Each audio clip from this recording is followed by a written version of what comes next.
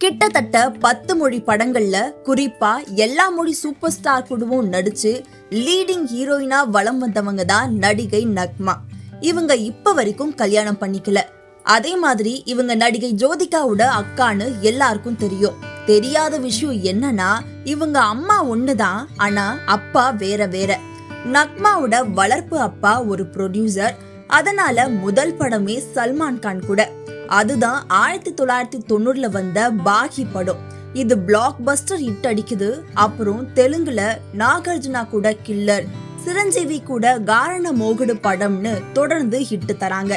தமிழ்ல இவங்க நடிச்ச முதல் படம் காதலன். அதுவும் சூப்பர் டூப்பர் ஹிட் அடிக்க அடுத்த படமே சூப்பர் ஸ்டார் ரஜினி கூட பாட்ஷா படம். அப்பவே சவுத் இந்தியாவுடைய லீடிங் ஹீரோயின் ஆகுறாங்க. தொடர்ந்து தமிழ்ல ரகசிய போலீஸ், வில்லாதி வில்லன், பிஸ்தான்னு பல படங்கள் இவங்க நடிப்புல வெளியாகுது. அதே சமயம் சரத்குமார் மற்றும் கிரிக்கெட்டர் கங்குலி கூட சில கிசுகிசுக்களும் பேசப்படுது. அதை எதையுமே இவங்க பெருசா மறுக்கல.